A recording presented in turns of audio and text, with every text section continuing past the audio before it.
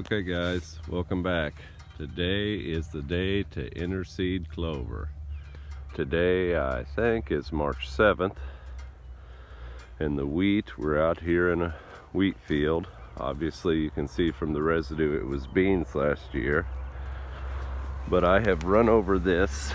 I've done the end rows, and I'm gonna show you what the broadcaster's doing. There's my little pointer stick. There's a clover seed. There's a clover seed. There's a clover seed. There's 1, 2, 3 clover seeds. Well, my pointer's not working perfectly. There's the seed right there. Can you see my pointer connected to my hand? There's a seed. There's a seed. There's a seed. There's a seed.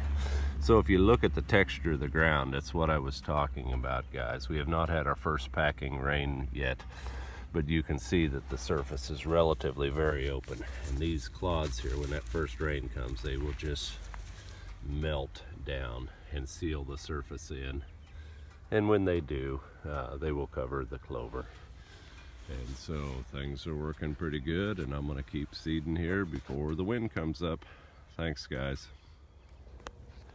Okay guys, so I'm in another field now. It's an hour later, so thankfully the wind has not come up and we'll be able to get this field done good. But I'm in the middle of the field here and I'm stopping to refill, and so I thought I would talk just a little bit about the spread pattern. So one of the things I want to show you there is my handy little charts that I calibrated this spreader years ago. So it says in 2011 the hole setting number 7 yielded 8 pounds to the acre at the speed running 3rd gear. I don't know exactly what that equivalates to in miles per hour, but I've got my handy little chart there, and I did calibrate this in snow, and then I double checked it on concrete one time. But we're in this field here, and it's a big rectangle basically. There's some jags to the edges, but what I've done here, how I seed this field, the rows are straight. I don't know if you can tell that, but the rows are straight, and so I know what my width is. I come into a field like this, the first thing I do is I do all the way around the outside edge, one pass. And then when I get that pass done all the way around the outside edge, then I just start going back and forth and I follow my rows.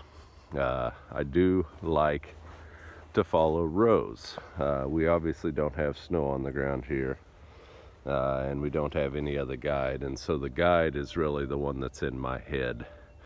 And so in a rectangle box like this, I will do one pass around the outside, and then I will go back and forth following the rows, knowing that my total spread pattern here is about 25 feet. And so that being that, there needs to be about 25 feet between each pass. If I have a rectangular, crazy irregular shaped field, not in a rectangular, but terraces, when I'm doing terraces, I will spread on a straight pattern like this, and I will just jump over the tops of the terrace. But rather than following contours, I always try and go back and forth and back and forth. And there are times, you know, if I was out here right after rain when I could, you know, I can see my tracks a little bit. But if I was out here, you know, one option that I have done before is I will wait for that first rain, and then I will spread, you know, when the ground is still soft after that rain if I have a terribly irregular field, and that allows me to see my tracks and guess my 25 feet, and that way I can just go right over the tops of terraces. But anyway, clover is going in. It's the first week of March and it's time for it to be on. This field was a bean field also, and so we need to get the clover on. Thanks.